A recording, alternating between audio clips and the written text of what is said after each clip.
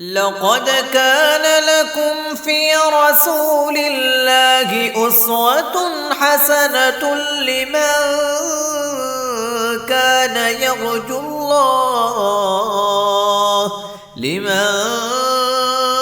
كان يرجو الله واليوم الآخر وذكر الله كثيرا نحمده ونصلی علی رسولہ الکریم اما بعد۔ اللہ تعالیٰ نے انسان کی تخلیق کے بعد اس کی رشد و ہدایت کے بھی بہت اعلیٰ انتظامات فرمائے ہیں۔ اس کے لیے انبیاء اور کتب کا طویل سلسلہ جاری فرمایا۔ اس سلسلے کی آخری کڑی قرآن مجید اور آخری پیغمبر حضرت محمد صلی اللہ علیہ وآلہ وسلم ہے۔ نبی صلی اللہ علیہ وآلہ وسلم نے قیامت تک آنے والے امت کی کامیابی کے تمام اصول، تمام ضوابط بہت آسان انداز میں بتلائے ہیں۔ صرف عبادات ہی نہیں بلکہ معاملات اور زندگی میں پیش آنے والے تمام کی تمام چیزیں بہت آسان انداز میں بیان فرمائی ہیں۔ انبیاء کے بعد چونکہ پہلے انبیاء کا سلسلہ تو یہی تھا کہ ایک نبی کے چلے جانے کے بعد جب ان کی بتلائی ہوئی تعلیمات کے اندر تغیر تبدل آتا تو اللہ دوسرا پیغمبر بھیجتا، دوسری کوئی کتاب بھیج دیتا۔ چونکہ قرآن اور محمد صلی اللہ علیہ وآلہ وسلم کے بعد نہ کوئی اور آسمانی کتاب ہے، نہ کوئی نبی اور رسول ہے، اور قیامت تک یہ سلسلہ جاری و ساری اللہ نے رکھنا تھا، تو یہ سلسلہ اس امت کے ذمہ ڈالا کہ آنے والے احکام اور مسائل کو آسان انداز میں اس امت کے علماء بتلائے ہوئے شریعت کے اصولوں کی روشنی میں حل کرتے رہیں۔ نبی صلی اللہ علیہ وآلہ وسلم کی تعلیمات کو جمع کرنے کے لیے ہر دور میں اہل علم نے بہت کوششیں کی ہیں۔ انہی میں سے سید الفقہاء والمحدثین امام بخاری رحمہ اللہ، انہوں نے نبی صلی اللہ علیہ وآلہ وسلم کے فرامین پر ایک عظیم مجموعہ مرتب اور مدون کیا جو الجامع الصحیح للبخاری کے نام سے مشہور و معروف ہے۔ نبی صلی اللہ علیہ وآلہ وسلم نے جو ایک پیشین گوئی فرمائی تھی جو صحیح مسلم حدیث نمبر 2546 میں ہے، سیدنا ابو ہریرہ رضی اللہ تعالیٰ عنہ فرماتے ہیں کہ رسول مقبول صلی اللہ علیہ وآلہ وسلم نے فرمایا کہ لو کان الدین عند ثریا لذهب به رجل من فارس حتى يتناوله، اگر یہ دین اسلام ثریا ستارے کی بلندیوں پر بھی پہنچ جائے تو فارس کا ایک نوجوان اٹھے گا، وہ وہاں سے بھی اس علم کو حاصل کر لائے گا۔ اور اہل علم فرماتے ہیں کہ اس حدیث کے مصداق سیدنا امام بخاری رحمہ اللہ ہیں۔ چنانچہ واقعی امام بخاری رحمہ اللہ نے نبی صلی اللہ علیہ وآلہ وسلم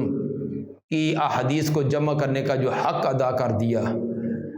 اب انہی امام بخاری رحمہ اللہ کے مختصر حالات زندگی آپ کے سامنے بیان کیے جائیں گے۔ آج کے درس میں امام موصوف رحمہ اللہ کا نسب نامہ، ان کے بخارا شہر کا محل وقوع، ان کے والدین کا مختصر تعارف اور ان کی پرورش و تربیت اور اختصاص ازدواجی زندگی اور ان کے دور میں جو حکمران تھے ان کے بارے میں چند ہماری گفتگو ہوگی۔ امام بخاری رحمہ اللہ کی کنیت ابو عبداللہ، لقب امیر المومنین فی الحدیث، اور نام محمد بن اسماعیل بن ابراہیم بن المغیرہ بن بردزبہ الجوفی ہے۔ امام بخاری رحمہ اللہ کے دادا المغیرہ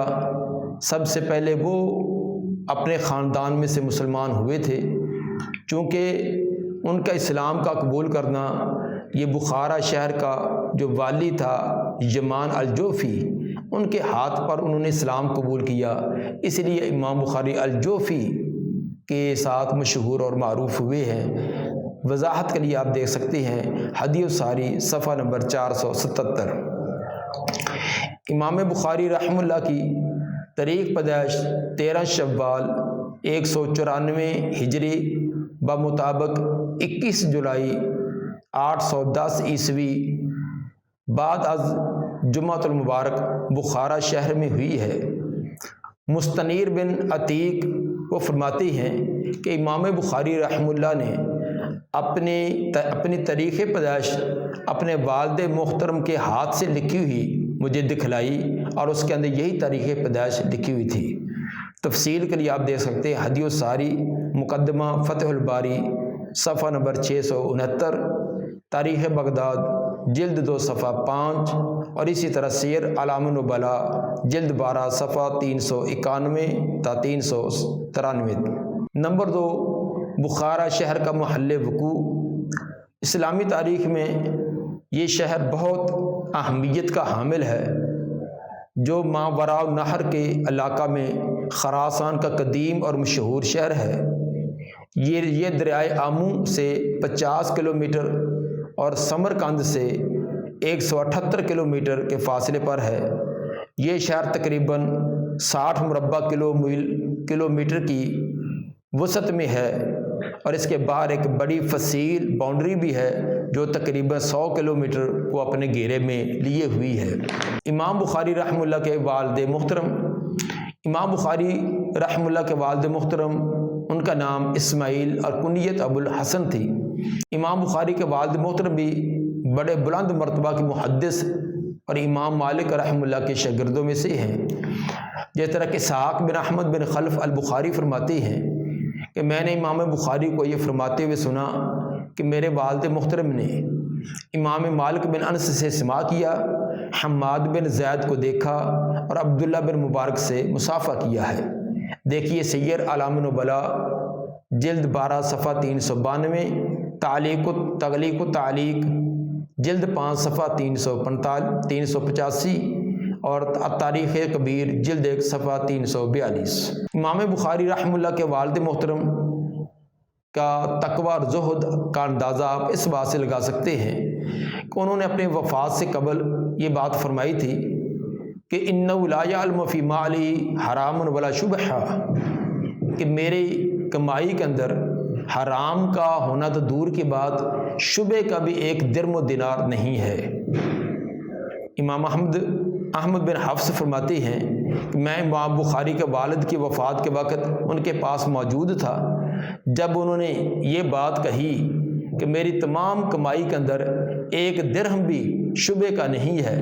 تو میں نے اپنے آپ کے اندر بڑی خفت محسوس کی کہ میں یہ دعویٰ نہیں کر سکتا۔ یہ کتنا عظیم انسان ہے کہ جس نے یہ دعویٰ کیا کہ میری یہ لاکھوں کی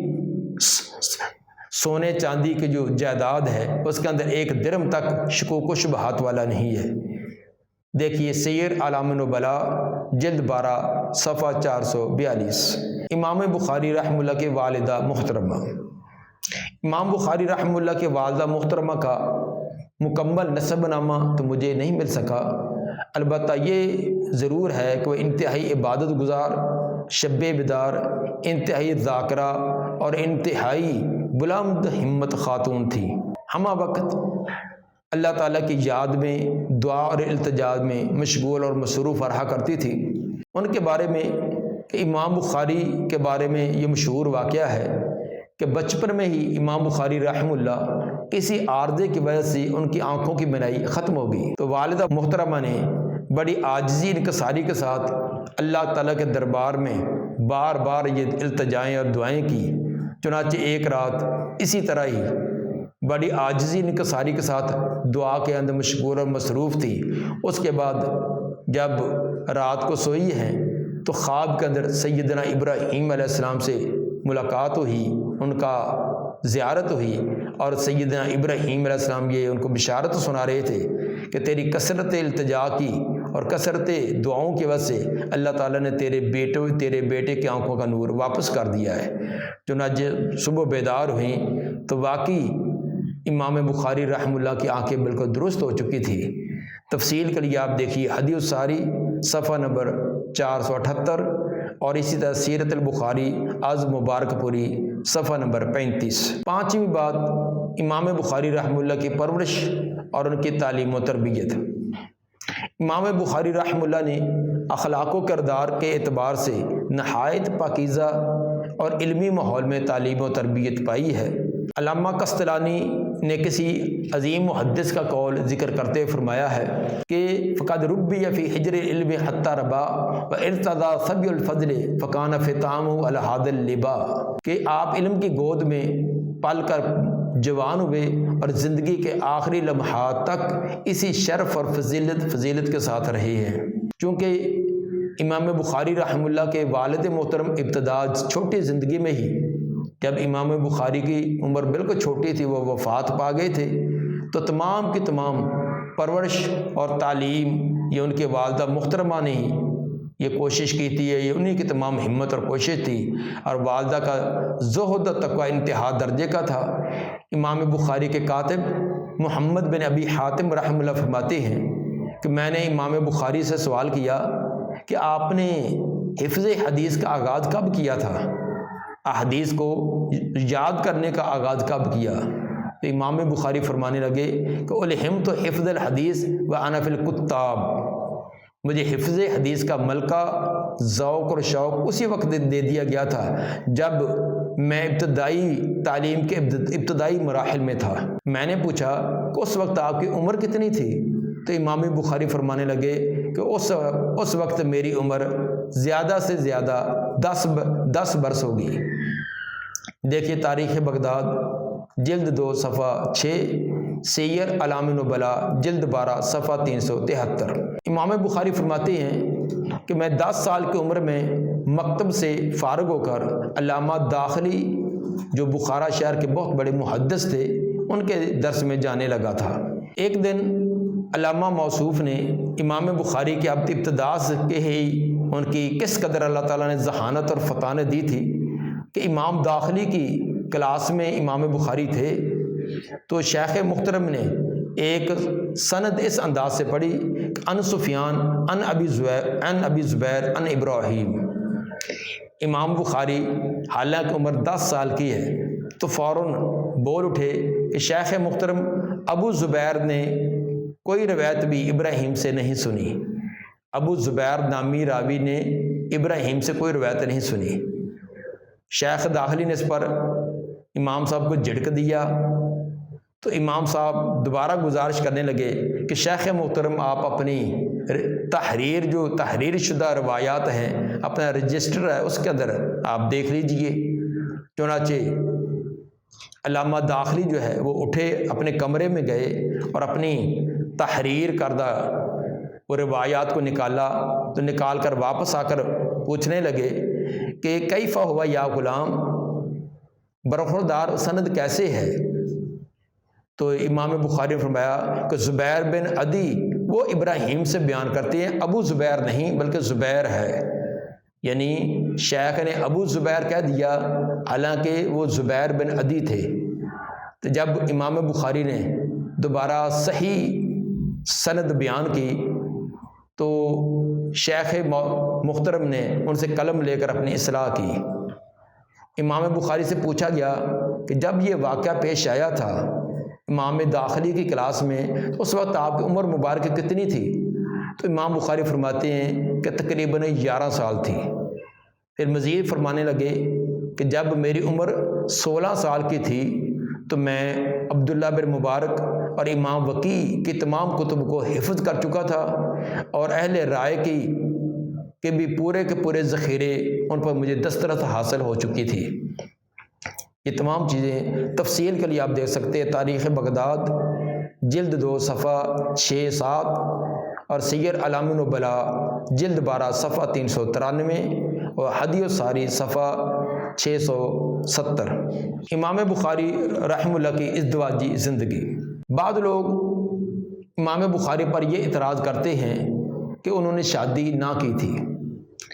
اس کے لیے جو دلیل پیش کی جاتی ہے وہ علامہ اجلونی کا یہ قول بیان کیا جاتا ہے کہ علامہ اجلونی فرماتے ہیں کہ اگر امام بخاری کی شادی ہوئی ہوتی تو اس کا کہیں نہ کہیں تذکرہ ہوتا، بس اس بات پر لوگوں نے علامہ اجلونی کے ایک تردد و شک کی بنا پر یہ بات کہہ ڈالی کہ امام بخاری کی شادی ہی نہیں ہوئی تھی۔ لیکن مولانا عبدالسلام مبارک پوری اس بارے میں فرماتے ہیں کہ مورخین کا یہ قاعدہ اور اصول نہیں رہا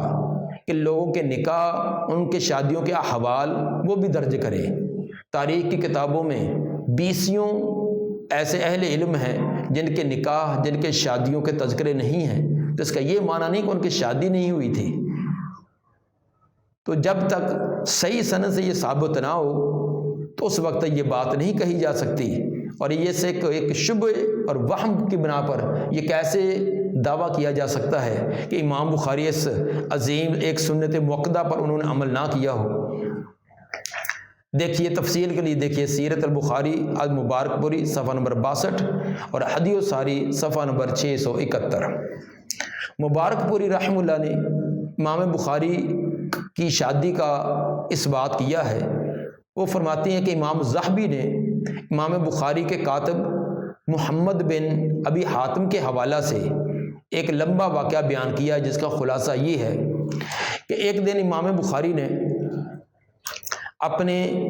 کاتب جو ان کے شاگرد بھی تھے ان کو کہا کہ اگر آپ کو کوئی حاجت ہو، کوئی ضرورت ہو تو بلا جھجک کو مجھے بتلایا کریں، اس کے اندر شرمانے کی کوئی بات نہیں ہے، اس لیے کہ میں ڈرتا ہوں کہ تیری وجہ سے کہ اللہ کے ہاں میرا مواخذہ نہ ہو۔ شاگرد نے عرض کی کہ شیخ محترم وہ کیسے؟ فرمانے لگے کہ نبی صلی اللہ علیہ وآلہ وسلم نے صحابہ کرام کا بھائی چارہ قائم کروایا تو انہوں نے اپنی جائیدادیں، اپنے مال تقسیم کر کے اپنے مہاجرین بھائیوں کو دے دیے۔ چنانچہ اس سلسلہ میں انہوں نے حضرت سعد بن ربیع اور حضرت عبد الرحمن بن عوف رضی اللہ عنہما کا واقعہ بھی بیان کیا کہ جس میں حضرت سعد بن ربیع رضی اللہ تعالیٰ نے اپنی تمام جائیداد کو آدھا آدھا دینے کا، حتیٰ کہ اپنی 2 بیویوں میں سے ایک بیوی کی بھی پیشکش کر دی تھی۔ یہ ایک تفصیلی واقعہ ہے جو آئندہ جب دروس کے اندر وہ انشاءاللہ وضاحت آئے گی۔ تو بہرحال امام بخاری رحمہ اللہ نے اپنے کاتب محمد بن ابی حاتم کو کہا کہ کوئی بھی ضرورت ہو تو مجھے بتلا دیا کریں، اور آخر میں فرمانے لگے کہ بھئی میری بیوی کے علاوہ میرے پاس لونڈی بھی ہے، میری بیوی بھی ہے اور میرے پاس ایک باندی اور لونڈی بھی ہے، اور آپ کی ابھی تک شادی نہیں ہوئی، تو میں چاہتا ہوں کہ میں اپنی باندی اور لونڈی یا وہ آپ کو کر دے دوں، اور اسی طرح اپنی جائیداد کا بھی ایک حصہ آپ کو دے دوں۔ اس سے آگے تفصیلی واقعہ ہے، تفصیل کے لیے آپ دیکھتے ہیں سیر اعلام النبلاء جلد 12 صفحہ 451۔ اس واقعے سے معلوم ہوتا ہے کہ امام بخاری رحمہ اللہ کی شادی ہوئی تھی، ان کی بیوی بھی تھی اور ان کی باندی اور لونڈی بھی تھی۔ اسی طرح بکر بن منیر رحمہ اللہ فرماتے ہیں کہ امام بخاری کے بیٹے احمد نے مال تجارت بھیجا۔ امام بخاری کا بیٹا احمد نامی انہوں نے سامان تجارت جو ہے وہ بھیجا، تو جب امام بخاری رحمہ اللہ کے پاس وہ سامان پہنچا تو اس سامان کو خریدنے کے لیے تاجر آئے،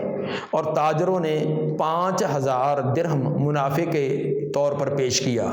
کہ آپ اس مال کا 5000 درہم منافع لے لیں۔ امام بخاری فرمانے لگے کہ صبح کو آپ سے کوئی اس کے بارے میں بتلایا جائے گا، ابھی میں آپ کو اس کے بارے میں کوئی فیصلہ نہیں دیتا، صبح اس کا سودا کریں گے۔ چنانچہ اتفاق یہ وقت صبح کے وقت ایک اور لوگوں تاجروں کی جماعت آئی، تو وہ 10,000 درہم جب منافع دینے کے لیے تیار ہو گئے کہ یہ سامان ہمیں دیں اور 10,000 منافع ہم دیتے ہیں۔ امام بخاری فرمانے لگے انی نویت بیعہا للذین آتوا البارحہ، کہ جو رات کو 5000 درہم کا منافع دینے والے لوگ آئے تھے، ان سے میں نے اگرچہ سودا طے نہیں کیا تھا، بیع نہیں ہوئی تھی، لیکن دل میں میں نے نیت کر لی تھی کہ میں نے ان کو دینا ہے۔ چونکہ میں نے نیت کر لی تھی، لا احب ان انقض نیتی، میں اپنے نیت کو توڑنا نہیں چاہتا، نیت کو خراب کرنا نہیں چاہتا، اس لیے تمہارا 10,000 کا منافع میں نہیں لیتا، میں وہ 5,000 منافع دینے والوں کو سودا بیچتا ہوں، چونکہ میں نیت کر چکا تھا۔ دیکھیے ہدی الساری صفحہ نمبر 672، سیر اعلام النبلاء جلد 12 صفحہ 447 اور 448، اور طبقات سبکی جلد 2 صفحہ 227۔ اس کے اندر جہاں امام بخاری رحمہ اللہ کی عظیم یہ نیک نیتی، ان کا اخلاص اور ان کی بندوں کے ساتھ اچھا برتاؤ بہترین ثابت ہوتا ہے، وہاں یہ بھی ثابت ہوا کہ امام بخاری رحمہ اللہ کی شادی بھی تھی اور ان کی اولاد بھی موجود تھی۔ ساتویں بات کہ امام بخاری کے ہم عصر مسلمان حکمران، امام بخاری رحمہ اللہ دور عباسی دور حکومت میں پیدا ہوئے ہیں اور انہوں نے امام بخاری نے 9 عباسی حکمرانوں کا زمانہ پایا ہے، جن میں سے سب سے پہلے مامون رشید جن کا نام عبداللہ بن ہارون رشید بن مہدی ہے، دوسرے نمبر پر معتصم باللہ، تیسرے نمبر پر واثق باللہ اور چوتھے متوکل علی اللہ، پانچویں منتصر باللہ اور چھٹے مستعین باللہ، ساتویں معتز باللہ اور آٹھویں مقتدی باللہ اور نویں نمبر پر معتمد باللہ۔ یہ ان 9 حکمرانوں کا زمانہ امام بخاری رحمہ اللہ نے پایا ہے۔ بعض تو وہ تھے جو اسلام کی نشر و اشاعت کے لیے بڑے معاون تھے، اسلام کی ترویج دینے کے لیے بڑا ذوق اور شوق اور اپنے تمام کچھ صرف کرنے والے تھے، لیکن بعض ایسے بھی تھے جن کا دین کی طرف زیادہ لگاؤ نہ تھا، بلکہ بعض موقعوں پر وہ امام بخاری کے لیے پریشانی کا باعث بھی رہے ہیں۔ آج کے اس درس میں امام بخاری رحمہ اللہ کے متعلق 7 چیزوں کا تذکرہ ہوا ہے۔ نمبر 1 نسب نامہ، نمبر 2 بخارا شہر کا محل وقوع، نمبر 3 امام بخاری کے والد محترم کا مختصر تعارف، نمبر 4 امام بخاری کی والدہ محترمہ کا مختصر تعارف، نمبر 5 پرورش اور تعلیم و تربیت، نمبر 6 ازدواجی زندگی، نمبر 7 امام بخاری کے ہم عصر مسلمان حکمران، جن میں سے مامون رشید، معتصم باللہ، واثق باللہ، متوکل علی اللہ، منتصر باللہ، مستعین باللہ، معتز باللہ، مقتدی باللہ اور معتمد باللہ حکمران تھے۔